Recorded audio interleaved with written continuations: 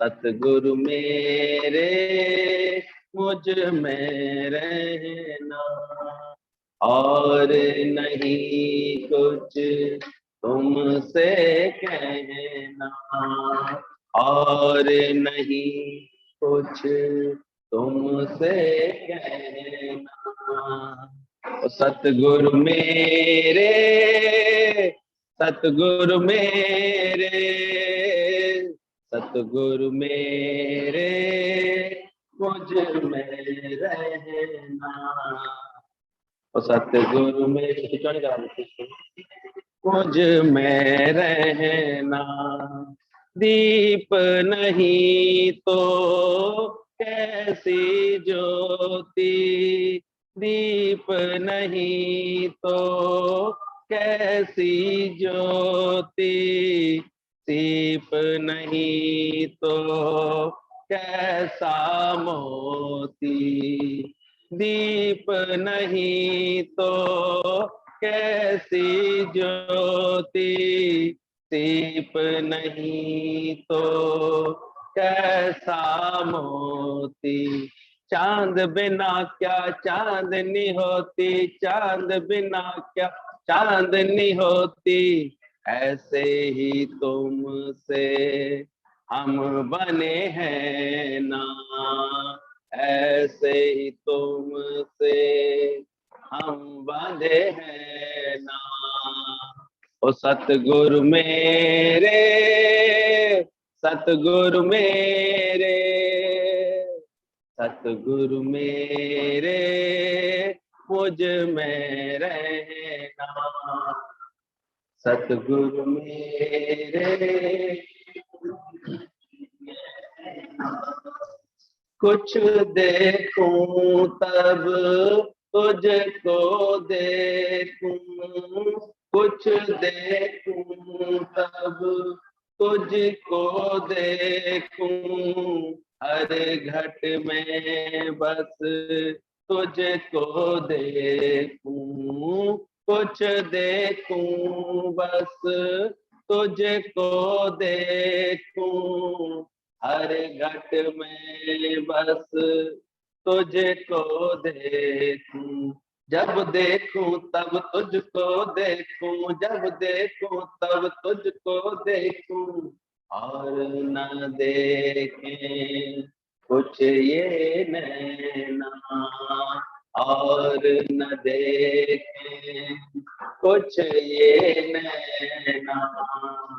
ओ सतगुरु मेरे, सतगुरु मेरे, सतगुरु मेरे मुझ में रहना, सतगुरु मेरे मुझ में रहना, और नहीं कुछ तुमसे कहना, और नहीं कुछ तुमसे कहना। सतगुरु मेरे, सतगुरु मेरे, सतगुरु मेरे मुझसे रहना, सतगुरु मेरे मुझ में रहना।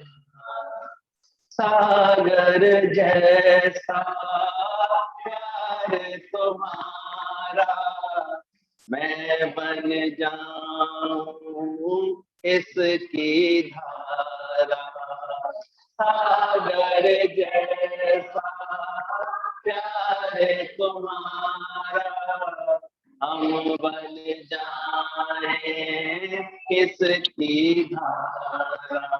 तुम साना कोई मीत हमारा, तुम साना कोई, हाँ तुमसे अलग हो कर नहीं रहना, तुमसे अलग हो कर नहीं रहना। ओ सतगुरु मेरे, सतगुरु मेरे, सतगुरु मेरे मुझ में रहना, सतगुरु मेरे तुझ में रहना, और नहीं कुछ तुमसे कहना, और नहीं कुछ तुमसे कहना। सतगुरु मेरे दादा मेरे, दादा मेरे मुझ में ही रहना, सतगुरु मेरे मुझ में रहना, सतगुरु मेरे मुझ में रहना। को मार भाया सुनने, इसलिए विवेकानंद जब वेदांत पर बोलने के लिए उसको चिढ़कर के टॉपिक दे दिया गया था, आप शून्य पर बोलिए, अब टॉपिक तो कोई बचा नहीं, लेकिन वो शून्य उसका फेवरेट निकला। तो शून्य की ऐसी व्याख्या कर डाली उन्होंने कि सब लोग ऐसे विस्मित रह गए। कुछ ना बनना, ना बनने में समाया राज बड़ा, ये बात समझ लो। बाकी दुनिया समझती है कि सब कुछ कर पाना ऑलराउंडरनेस होती है, पर अकर्ता भाव ऑलराउंडरनेस। बाकी तो आपे आप होगा प्यारे। अब सोचो, ये ज्ञान है ही इतना विलक्षण, जैसे जैसे आप इस सच को जानेंगे, गुरु को पहचान लेंगे, बोले उसमें इस मेरी माया से तरना कोई मजाक नहीं है, पर जो आकर के मुझे पहचानता है, जो ऐसी मोहिनी माया से खट्टा होकर के वैराग्य लेकर के केवल मेरे लिए जीता है, वह अवश्य तैर करके पार होगा। अब कहीं कोई प्रैक्टिस करनी होती है तो विश्वास करके चलना पड़ता है ना ट्रेनर के ऊपर। तैराकी सिखाते हैं और आप उसकी बात ना माने, नहीं नहीं नहीं मैं तो डूब जाऊंगा, तो आप तैर ही नहीं पाएंगे, तैरक सीख ही नहीं पाएंगे। उसकी बात समझ करके मान करके वैसे एक्शन करेंगे तो आप धीरे धीरे महसूस करेंगे, अरे मैं तैर पा रहा हूं, मैं भी तैर पा रहा हूं।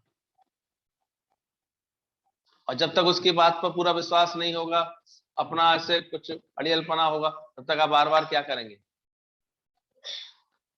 नहीं तो अच्छे कुशल तैराक तो कुछ भी नहीं करते तो अभी तैरते रहते हैं, क्योंकि वो ऐसी बस एक पोज बना के लेट जाते हैं, केवल बैलेंस करके बॉडी को लेटाल देते हैं। भगवान ने शरीर के अंदर क्षमता तो ऐसी रखी है कि डूबे नहीं।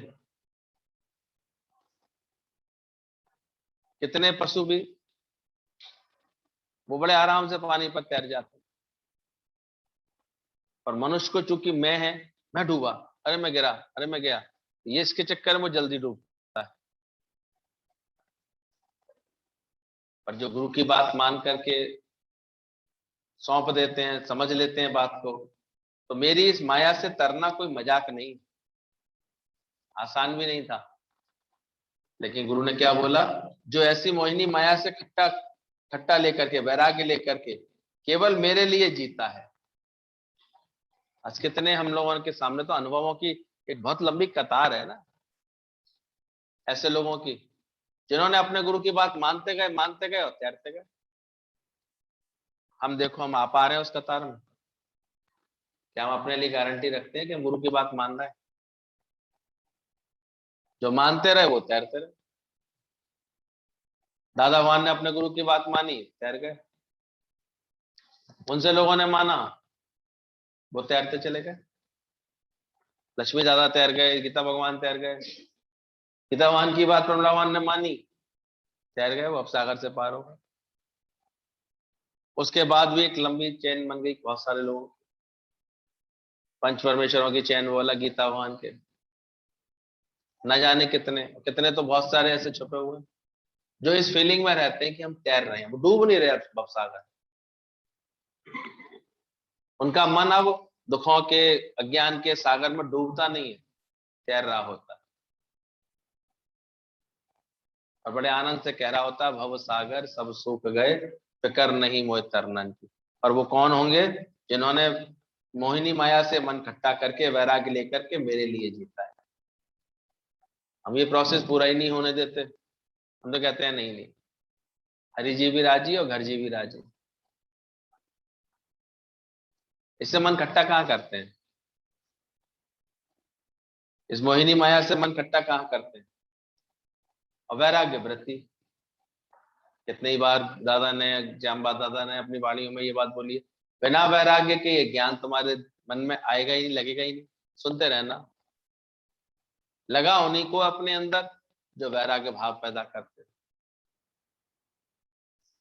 दिमाग खराब करने को तैयार बैठे हैं। देखते ज्यादा बाद में सबको मानसिक बीमारियां मिल जाती हैं तरह तरह की।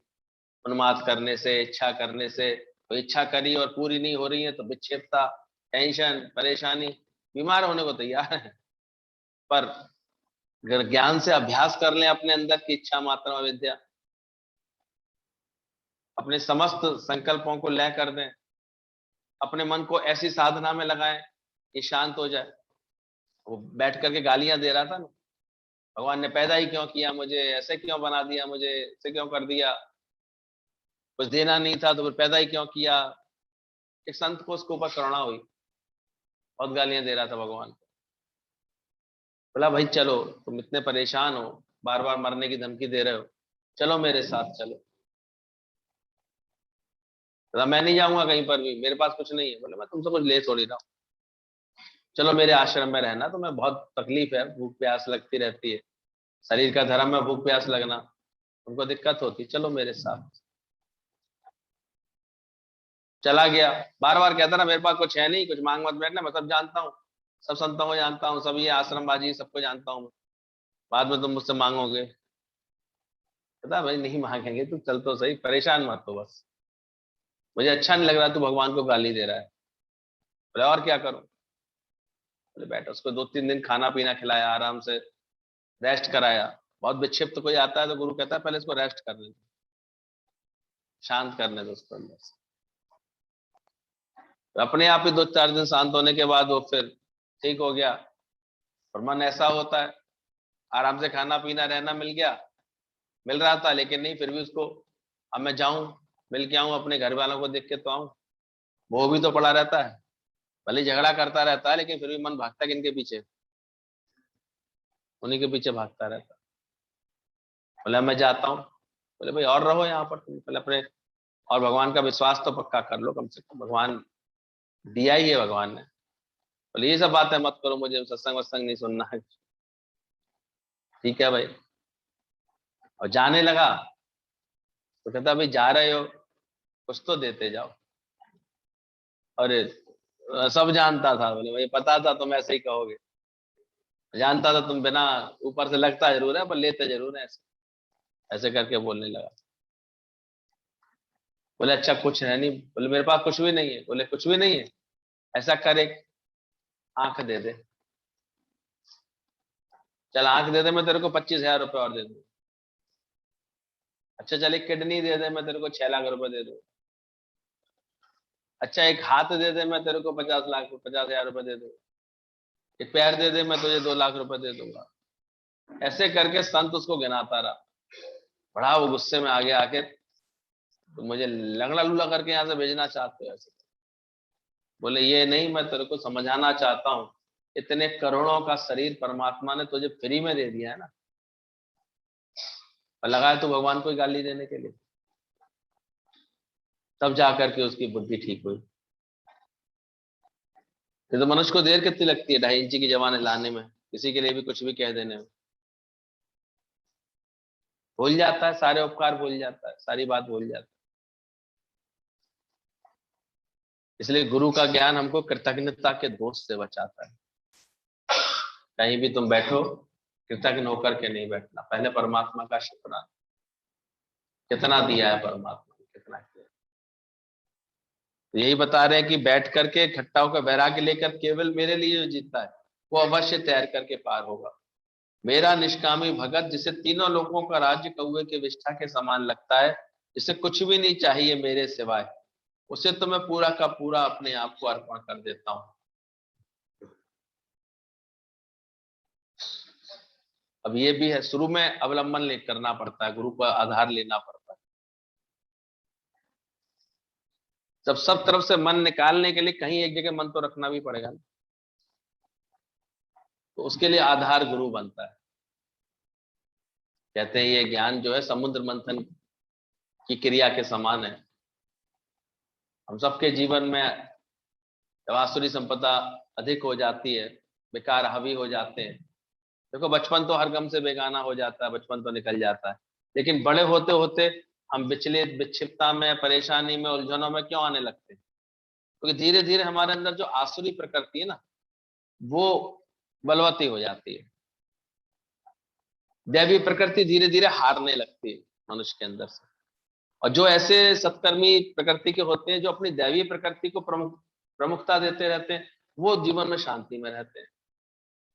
क्योंकि बचपन से जो अभ्यास करते हैं, बचपन से जिसके पास अभ्यास है कि नहीं क्रोध नहीं करना है, बचपन से ही जो ज्यादा सदाचार में जी रहा है, बचपन से ही किसी गुरुकुल में आके शिक्षा लेके आया है कि नहीं नहीं मेरे को निरीक्षा भाव से जीना है, जो मुझे प्रारब्ध अनुसार मिल जाएगा उसमें संतुष्ट रहूंगा, और ऐसे प्राय कम होते हैं। ज्यादातर तो इस माया के चक्कर में आकर के अपनी आसुरी प्रकृतियों को बढ़ावा दे देते हैं, और मिले, अधिक मिले, ऐसा हो जाए, ये करना है मुझे, आगे ये करना है, मेरी ये प्लानिंग है, मुझे ये बनना है, ऐसे करके ये आसुरी प्रकृतियां जो अंदर में थी बढ़ जाती, कामना, फिर क्रोध, फिर लोभ, फिर मोह, जिनके बीच रह रहे हैं, जिनके साथ रह रहे हैं, जो प्राप्त हो रहा है उन सबसे मोह कर बैठता है, और सबके कारण फिर एक अहंकार, ये बढ़ जाते हैं। तो कहीं असुर और दैत्य कहीं अलग नहीं रहते हैं, वो इसी जीवन में रहते हैं सभी के। इसलिए एक एक का शरीर ही अपने आप में समुद्र मंथन की कथा है। जब देखो देवता राजी रहते हैं, आप बड़े प्रसन्न रहते हैं। जब आपके जीवन में कोई असुर हावी हो जाता है, उस वक्त देखो घर की पूरी शांति छिन्न भिन्न करने में आपको देर नहीं लगती। क्रोध करके, ऐसे करके अजीब सा हम देखते हैं, ऐसा खेल हो जाता है आदमी का, कोई आसुरी प्रकृति हावी हो गई। उस समय कहते हैं कि देवता लोग दौड़ करके गए थे और ब्रह्मा जी से उन्होंने बोला कि हम क्या करें। तो ब्रह्मदेव ने कहा कि जाकर के तुम समुद्र मंथन करो और अमृत प्राप्त करो, क्योंकि ऐसे तो असुर तुमको बार बार मारते रहेंगे, तुम्हें अमर होना है तो अमृत अमृत अमृत प्राप्त करो। लेकिन अमृत बोले ऐसे नहीं निकलेगा, वो समुद्र मंथन से निकलेगा, और मंथन तुम अकेले नहीं कर पाओगे, तुमको उनकी भी शक्तियां को लेना पड़ेगा, असुरों को भी शामिल करना पड़ेगा। तो सभी को ध्यान होगा वो समुद्र मंथन का दृश्य, एक तरफ असुर लगे, एक तरफ देवता लगे हुए। भद्राचल पर्वत को उन्होंने फिर मथानी बनाया, और समुद्र को मथने के लिए जब बैठे तो बांस की नाग रस्सी बन करके आए, लिपट गए उसके सबसे बड़ा नाग, और कहते हैं उन्होंने पूंछ का हिस्सा रखा देवताओं की तरफ, फन का हिस्सा दैत्यों की तरफ रखा गया, और फिर उसका मंथन किया गया। और मंथन करते समय वो पहले नीचे डूबा पर्वत जो है, तो फिर परमात्मा भगवान को याद किया गया। तो कहते हैं विष्णु भगवान कछुए का अवतार बन करके उस पर्वत के नीचे आके पीठ अपनी लगा दी। से कछुए की पीठ इतनी मजबूत बोली जाती है, तो उन्होंने आकर के वो उसके ऊपर फिर वो टिक गया पर्वत, फिर उसको घूमा, उसका मंथन किया गया। और सभी कथाएं जानते हैं, इसमें से बहुत सारे रत्न निकले, ऐरावत हाथी, अश्वाश्रय घोड़ा, धनवंतरी वैद, बहुत सारे कल्प वृक्ष, कामधेनु गाय, सारे रत्न निकले उसमें से। और सबसे प्रथम निकला हलाहल विष, जिसको कोई धारण नहीं कर सकता था। उससे एकदम से चारों तरफ हाहाकार मच गया, विष फैला। विष जब निकलने लगा तो तुरंत पुकारा गया, महादेव को बुलाया गया, और महादेव भी समर्थवान थे, उन्होंने सारा का सारा विष लेकर के कहाँ धारण किया, अपने कंठ में धारण किया। तो गुरु जी जब ये कथा सुनाते थे, बोले जब हमारे जीवन में भी गुरु की प्रेरणा से हम मंथन करने बैठते हैं, गुरु प्रेरणा देता आओ सत्संग को आओ, जीवन में शांति चाहिए, सुकून चाहिए, सत्संग में आके बैठो। आओ विचारों का सही मंथन करो। यहाँ क्या दिया जा रहा है? विचारों का घर्षण ही तो हो रहा है। एक विचार आप अपने बनाए बैठे हैं, एक गुरु दे रहा है। अब जो जीते है, घर्षण चल रहा है। इसी घर्षण में ही बहुत सारी चीजें निकलेंगी। शुरू शुरू में डूबता है मन, आया दिन 2 दिन आया सत्संग, फिर छूट गया, फिर 2 दिन, तो फिर गुरु प्यार दे दे करके इसको भगवान का आधार देता है। डुबाओ नहीं, अभ्यास करो। कोई एक दिन में नहीं है शांति कोई मिल जाती, 2-4 दिन केवल सुनने मात्र से नहीं मिल जाती। थोड़ा सा प्रेम बढ़ाओ, गुरु से लगन बढ़ाओ, ज्ञान का शौक पैदा करो। और जिन्होंने कर लिया वो देखो, हम देखते हैं स्थिरता में आ जाता। तो मन को स्थिरता देता है गुरु, अपने प्रेम से, अपने ज्ञान से, अपनी समझ से तुम्हारा मन थोड़ा विश्वास में आता है कि हाँ। और फिर निकलता है विष। बहुत सारी ऐसी बातें जो हमारे रहस्य हमारे अंदर में होते हैं, हमारे मन में कुंठाएं होती हैं, बहुत अच्छे नेगेटिविटी होती है, बातें होती हैं, तो वो भी पहले पहले गुरु को पूरा तुम्हारे अंदर से निकाल करके शिव भोला बन करके पीना पड़ता है। अगर वो नहीं निकलती है तो मंथन फिर आगे नहीं बढ़ पाता है, क्योंकि तुम्हारे ही ख्याल तुमको मारते रहते हैं। मुझसे ऐसा नहीं होगा, मेरे संग तो ऐसा हुआ है, मेरे संग तो ये दिक्कत है। हम तो देखते हैं ज्यादातर तो इस जगत से जूझते जूझते एक व्यर्थ के डिप्रेशन जैसे कि ख्यालों के शिकार हो जाते हैं। मन ऐसे नेगेटिव सोचता रहता है, फालतू के ख्याल सोचता रहता है, जब देखो तो उसको नेगेटिव बात आती रहती है। लेकिन जिसने एक बार आकर के गुरु को मन बेच दिया होता है, अपना विष निकाल दिया होता है, और गुरु भी ऐसा भोला का रूप है, वो तुम्हारे सारे विष को कहाँ रखता है? कंठ तक रखता है। हम देखते हैं दुनिया में कोई ऐसा नहीं होता है जिसको हम दिल की अपनी पूरी बात बता सकें, लेकिन गुरु के लिए ये बात कही गई है कि गुरु को अगर बताते हो तो उसमें अंदर इतनी पावर है कि तुम्हारी सारी बात को कंठ तक रखेगा, नीचे भी नहीं जाने देगा। यानी गुरु कभी भी तुम्हारे किसी भी बात से सुन करके समझ के कभी तुम्हारे लिए कभी कोई उसके अंदर राग द्वेष नहीं आएगा, उसका जहर अंदर भी नहीं आएगा, और ना ही कभी वो जहर को बाहर उगलेगा। दुनिया में किसी को अपनी बात बताओ, दूसरे दिन पता लगेगा तो ये कैसे पता लग गई, तुम्हें कैसे पता लग गई? उसके पेट में पची नहीं, बताया जा करके उगल आया सबको। अब देखा करो, अपनी माँ को कोई बात बताओ, 4 दिन बाद अपनी नौकरानी से ही सुन लो, नहीं बता, चारे को पची नहीं पाई, कैसे पचती? पड़ोसी से सुन लो, इससे सुन लो। लेकिन शिव के लिए बोला गया, उसमें सामर्थ्य थी, गुरु में ऐसी सामर्थ्य होती है। तो गुरु ही ब्रह्मा बन करके हमें समुद्र मंथन के लिए उपदेश देता है, फिर गुरु ही विष्णु बन करके हमारे को आधार देता है, हमारे मंथन की पालना करता है, ये सत्संग का अभ्यास करा करके। और फिर गुरु ही शिव बन करके, इसलिए वो श्लोक बोला गया, गुरु ब्रह्मा गुरु विष्णु गुरु देवो महेश्वरा। वो सब गुरु के ही रूप होते हैं। गुरु ही आकर के हमारे अंदर के विष को शांत करता है, नेगेटिविटी को शांत करता है, विष के प्रभाव को खत्म करता है, तुमको एक उमंग में भरता है, खुशी में भरता है, एक ऐसी सुंदर प्रेम की एक लगन देता है।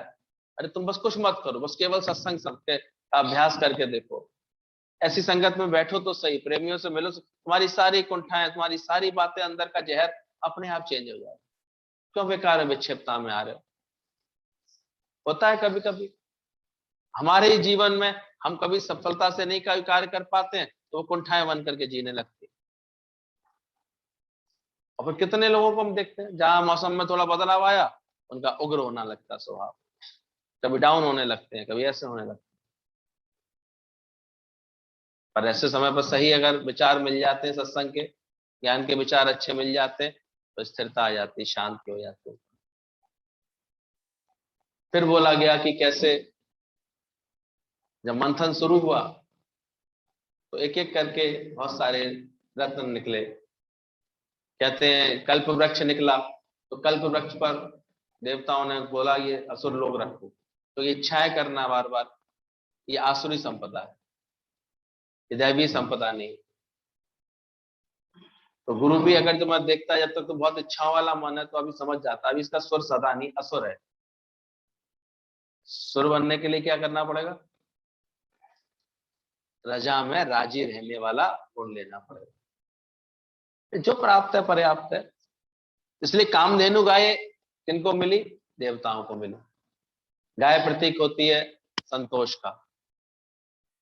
तो संतोष धन जब हमारे ज्ञान में हम आते हैं तो गुरु हमारे अंदर देवताई गुण स्थापित करता है, संतोष हमारे पास आता है। अश्वाश्रय घोड़ा गया असुरों के पास, इंद्रियों का बल, अपने इंद्रियों का अभिमान करना, ये आसुरी प्रकृति होती है। मैंने ये किया, मैं ऐसे करता हूं, मैं ऐसे करूंगा, ये अपने शरीर का जो अभिमान करते हैं, ये आसुरी संपदा बोली है। तो धीरे धीरे ज्ञान की समझ मिलती है। अब देखो इन सब चीजों से बचने लगते हैं, इच्छा करने से, अपने शरीर का ऐसे कोई दिखाने से, रौब दिखाने से बचने लगते हैं। ये आसुरी प्रकृति बोली गई। ऐरावत हाथी ले लिया इंद्र ने, तो ऐसे करके बंटवारा होता गया। कहते हैं बाद में फिर जब अमृत निकला तो अमृत दोनों मांगने लगे। असुर भी लड़ने लगे कि नहीं हमको भी अमर होना, छिनापी होने लगी। तब कहते हैं भगवान विष्णु को एक नए अवतार में प्रकट होना पड़ा, मोहिनी रूप। और मोहिनी रूप में आकर के उन्होंने अपनी ऐसी माया बिखेरी कि सबको ऐसे बोला लाइन से बैठो, मैं पिलाती हूँ सबको। और सभी जानते हैं युक्ति से भगवान ने देवताओं को तो अमृत पिलाया और असुरों को छाछ छाछ पिला दी। पर एक थोड़ा सा बदमाश उसमें था असुर, वो बैठ गया था देवताओं की पंक्ति में वेश बदल करके, वो भी अमृत पी गया। वो पी गया अमृत, तो फिर कहते हैं भगवान ने फिर सुदर्शन चला करके उसका गला काटा। तो आज तक राहु केतु बन करके भटकता रहता है, और कभी सूर्य को ग्रहण, कभी चंद्रमा को ग्रहण लगाता रहता है। ये कथाएं हैं, ये प्रतीक हैं। ये समझने की बात है कि गुरु की कृपा से जब हमको ये अमृत प्राप्त होता है, रोज आप मंथन करेंगे। अब एक दो दिन का काम नहीं, ये 20-25 10-15 साल लगते हैं गुरु के साथ। मंथन जब पूरा हो, तो जितनी कुशलता से कर रहा हो मंथन, मंथन में है क्या, दैवीय गुणों को आप अलग पहचानेंगे, अपनी आसुरी प्रकृति को आप अलग पहचानेंगे, आसुरी प्रकृति को आप धीरे धीरे छोड़ने का प्रयास करेंगे, दैवीय गुणों को अपनाने का प्रयास करेंगे। सत्संग चलता रहेगा आपके अंदर। ये महाअमृत निकलेगा कि तू देह नहीं है, तू आत्मा है। आत्मज्ञान का ये अमृत निकलेगा। ये निकलेगा तो फिर और गुरु से प्रेम बढ़ता जाएगा, तो आप बार बार इसमें ही टिकने का प्रयास करें। और अपने को एक दिन देखेंगे कि मेरे जो है देवताई गुण है जो, वो अमर हो गए। असंगता, निश्चिंतता, निर्माणता, सर्व से प्रेम, ये जो गुण होते हैं देवताओं के गुण होते हैं, ये आपके अमरता की तरफ आ रहे हैं, उनका नाश हो रहा होगा। तो एक एक के जीवन में ये समुद्र मंथन पूरा करा देता है। इसलिए सब अपने अंदर ही अंदर एक दिन ये बात बोलने लगते हैं, मैं तो अजर अमर आत्मा, इस देही का होगा नाश रे, पर मैं तो साक्षी स्वयं प्रकाश। ये लक्षण आ जाते हैं। तो ध्यान रखना, जरूर अपने जीवन में ये प्रैक्टिस जरूर कर लेना अच्छे से। ये मंथन हो जाए हमारे अंदर, ये गुण प्रकट हो जाए, और जब ये आ जाते हैं, अमृत मिलने लगता है, तो देखो हम कितने अंदर से शांत होने लगते हैं। निर्भय पद वर्षाव, अभी तीसरा वचन दादा ने बोला नहीं था, इसमें ये लक्षण है, वो निर्भय पद को पाता है। ऐसे आत्मा का साक्षात्कार करने वाले को फिर कोई भय नहीं सताता, क्योंकि वो ऐसे आत्म तत्व में टिक जाता है, सदैव के लिए निरीक्षा हो जाता है, निष्काम हो जाता है, सारे द्वंद्वी जोड़ों में समता का अनुभव करता है, निरासक्त होता है, निर्भय हो जाता है। ये लक्षण होते हैं। क्या मांगो कछु थिर न है, देखत रहे। तो सत्संग अपने आप में समुद्र मंथन की क्रिया है, क्योंकि हम सब भी एक भाव सागर लेकर के बैठे। कहते हैं भाई सागर तो है नहीं, ये भाव का सागर है ना, भावों का। इसमें मंथन लगना होना बहुत जरूरी है। क्या ठीक है, क्या गलत है, ये हमको धीरे धीरे गुरु के ज्ञान की वाणियों से पता लगता जाता है। जागृति मिलती चली जाती, समझ आती चली जाती। बस हम अपना हट छोड़ो, हम कम से कम बैठे तो जो है देवताओं की तरफ। एक मन है जिसने ये अमृत भी पी लिया है, मन अच्छा भी है, लेकिन ये असुर भी है। जब ये गलत उसमें आ जाता है, तो इस मन का नाश भी किया गुरु ने, लेकिन फिर भी मन कभी कभी क्या करता है, ग्रहण लगा देता है। ये राहु केतु बन करके ग्रहण लगाता है। इसलिए मन को जो पहचान लेता है, अच्छाइयां करने वाला भी मन है अगर, तो शैतानी करने वाला भी कौन है? इसी के अंदर सब शक्तियां होती हैं। तो ज्ञान से गुरु ये सब हमारा छुड़वा देता है। बाकी सकामी भक्त तो कुछ ना कुछ देकर के मैं छूट जाता हूँ, और निष्कामी को मैं पूरा पूरा अपने को अर्पण करता हूँ। सकामी भक्त होते हैं, उनको फिर कुछ ना कुछ दे करके, अब देखो इच्छा रख करके जो बैठे होते हैं, कोई पूरा सत्य नहीं समझ पाते। कितने लोगों को हम यहाँ देखते हैं, बस मन में कोई कामना लेके आए थे, कभी तो कामना पूरी नहीं हुई तो चले गए, अरे कुछ नहीं फायदा नहीं, और कभी पूरी हो गई तो चले गए। पूरी हो गई तो कहेंगे अब क्या करें, ये सोच के आए थे, ये बात हो गई पूरी। लेकिन इसी बीच में जिसका अपना लक्ष्य परमात्मा प्राप्ति बन जाता है, अपने स्वरूप को जानना बन जाता है, वो टिके रहते, वो अपना अभ्यास करते रहते। तो ऐसे बोला निष्कामी भक्त को तो मैं अपना पूरा अर्पण करता हूँ, यानी पूरा अपना रूप देता हूँ। बाकी सकामी भक्त को कुछ ना कुछ देकर के छूट जाता हूँ, पर निष्कामी मेरी जान छोड़ने वाले नहीं। इसलिए दादा ने एक एक को क्या बनाया है। इसलिए हम लोगों के सत्संगी लोग कभी कभी कहते हैं कि रोज रोज सत्संग करते हो, अभी तक समझे नहीं है। अरे सब निष्काम आ गया ना जीवन में, अभी जान छोड़ने वाले हैं। ये तो रोज अपना अभ्यास करने के लिए तत्पर रहते, इतना गुरु से फिर प्रेम बढ़ जाता, फिर तो जहां बैठते हैं वो गुरु का ही कार्य कर रहे हैं। गुरु गुरु बोल मन, गुरु गुरु बोल। जिसको लगन लग जाती है, आज को ये थोड़ी कि लखनऊ में गुरुजी थे तो हमको लखनऊ में, अब जहां बैठे वहां पे ज्ञान का कार्य किया, सत्संग का ही काम तो किया। तो निष्कामी अगर आपका चित्त हो जाएगा तो आपसे ऐसा होगा। भगवान तो ऐसे भक्तों को ढूंढ रहा है, ब्रह्मज्ञानी को खोजे महेश्वर। सूर्य को एक औरत ने प्रार्थना की कि सूर्यदेव तुम्हारी लाख लाख मेहरबानी है, तुमने हमें रोशनी दी, हमारा अंधेरा दूर किया, तुम्हारे प्रकाश में हम चल फिर रहे हैं, वृक्ष बढ़ते हैं, खेती होती है, कूड़ा गंदगी कचरा सूखते हैं, कपड़े सूखते हैं। सूर्य तो ये सुनकर के बिल्कुल हैरान हो गया। बात समझने का कोशिश कर लो।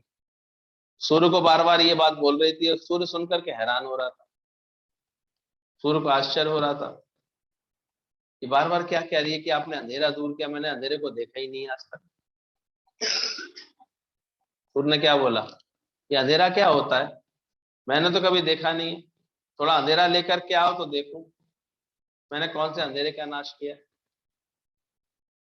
सूर्य के आगे अंधेरा आएगा?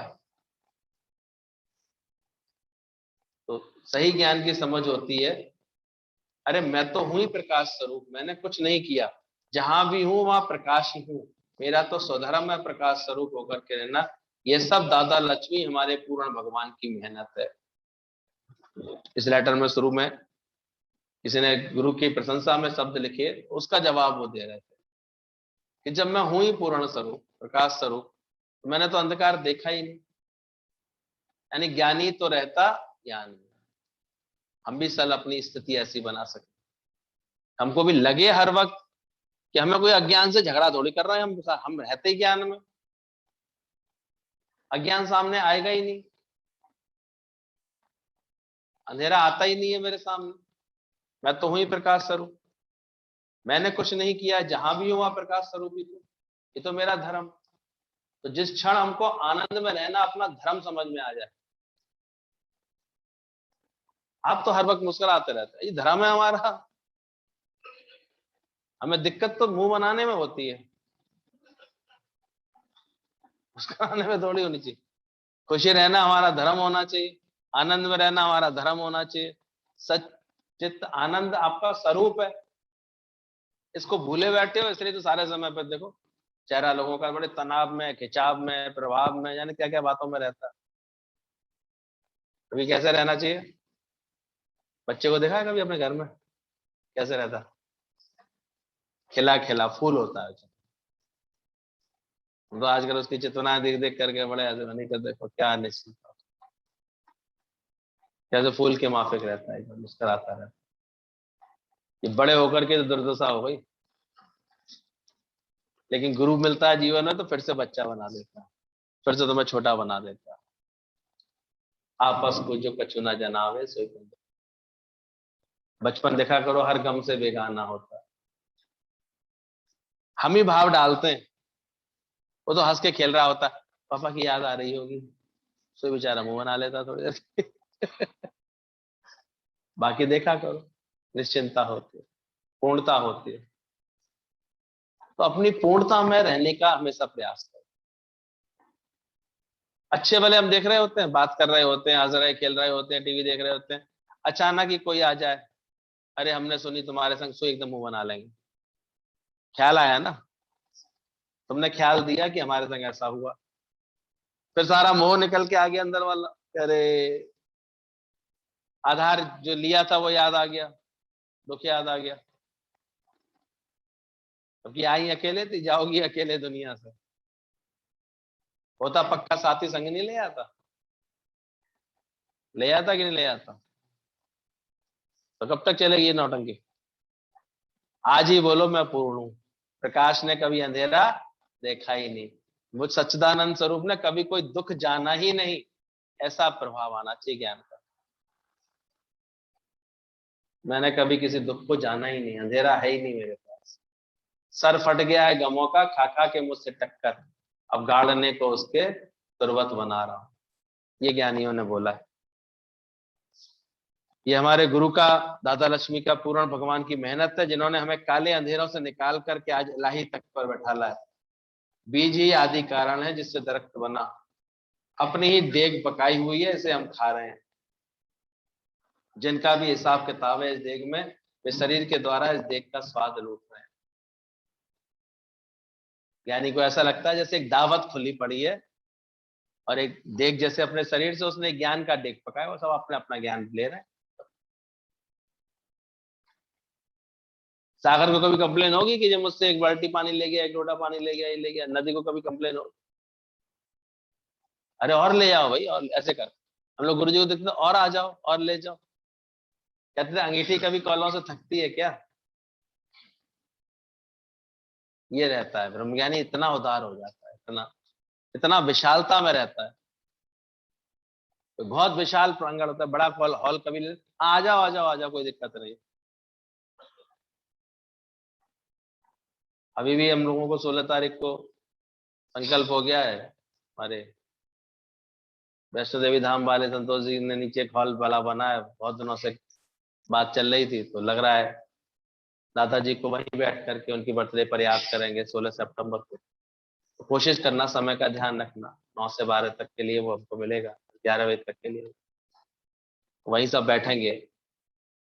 आने वाला बृहस्पतिवार है 16 तारीख, आ जाए। क्योंकि आज जिन गुरुओं की वाणी से आज जो हमारे सामने साकार ब्रह्म ज्ञानी है, ज्ञान का अभ्यास तो बहुत लोग करते हैं, कराते हैं, और ब्रह्म तत्व में हमेशा रहने वाला कोई बिरला ब्रह्म ज्ञानी है, उन्हीं का आदर्श होता है। और शिखर पर तो बढ़ते बढ़ते बढ़ते ही बढ़ते कोई पहुंचता है, पहुंचा होता है। तो प्रकृति अपने आप सजती है उनके लिए। गुरु जी के लिए देखा करते थे कैसे महफिलें सजे आती थी, तो अपने आप ही सब तरफ हलचल लग रही है इस समय।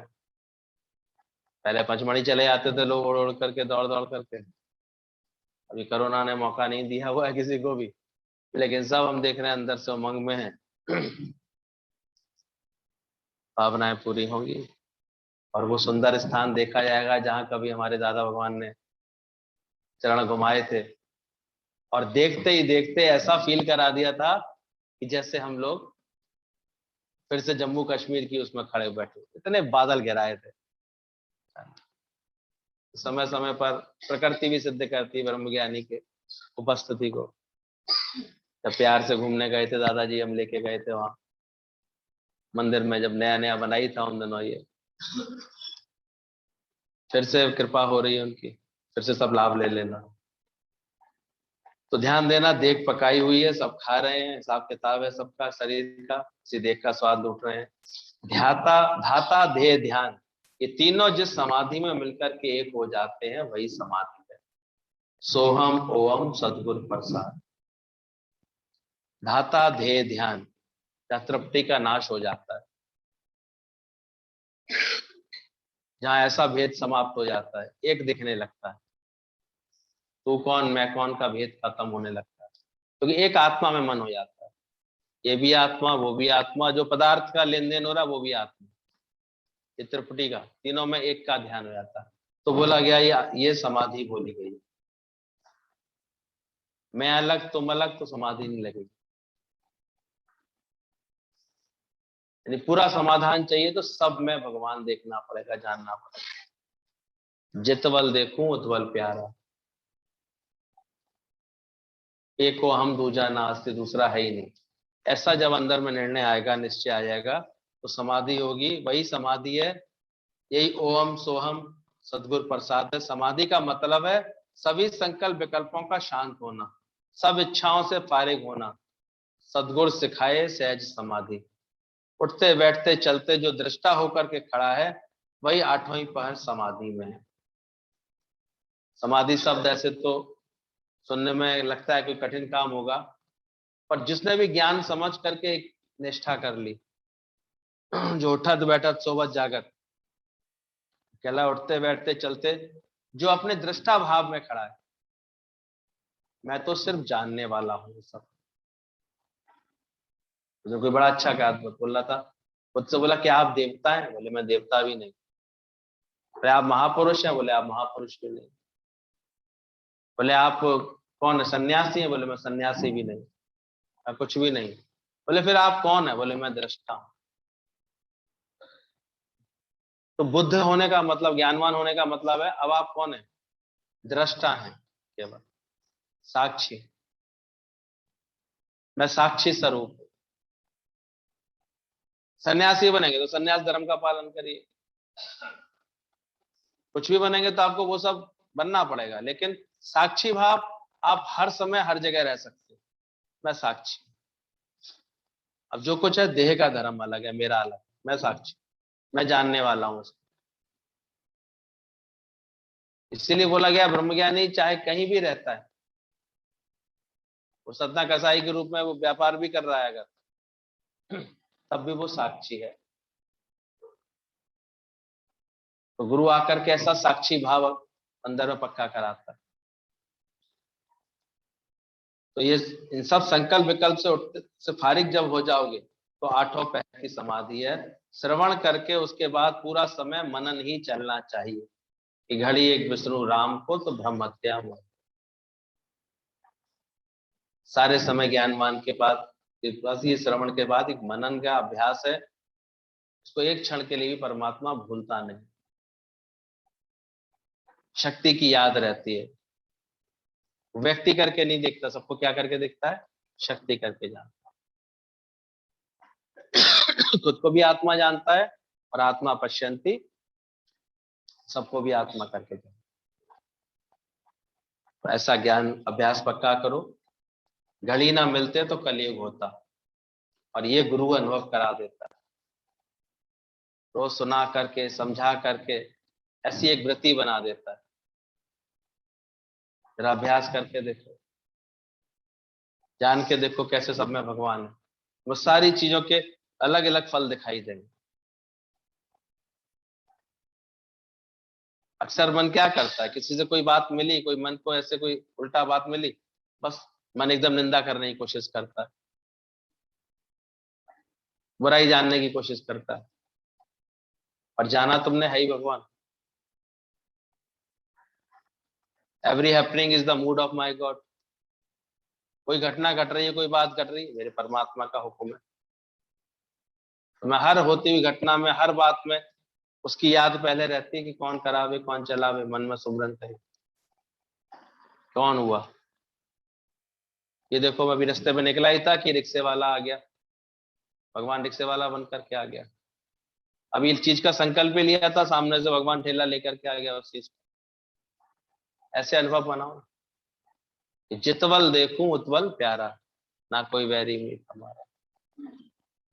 ये रब देखने वाली आंख लेते चलो गुरु से। और जड़ चेतन में जितना अच्छा अभ्यास इसका हो जाता है ही भगवान। तुम्हारा आनंद कई गुना बढ़ जाएगा चित्त का ध्यान करके देखना। और तुम्हारी तो जिद्द है, घर पे जाती हूँ तो पति को तो पति देखूंगी, क्या देखूंगी? बच्चों को तो बच्चे देखूंगी, बहू को तो बहू करके ही देखूंगी। तो भगवान कब देखोगे फिर? कब देखोगे?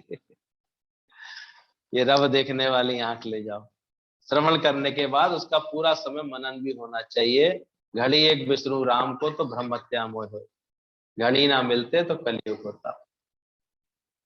धरते हो ध्यान तुम जिसका वो खुद तुम हो, भूल से अपने को अपने लक्ष्य से अलग समझते हो, ये भी भूल है। हकीकत में तुम पहले ही खुद खुदा हो, खुद ही ब्रह्म स्वरूप हो। इसीलिए बोल दिया गया अपना मूल पहचान समझ मन दर्शन ले। और अपने इसको भूल करके कुछ भी बनते रहो तो बेकार बनते ही रहो बस।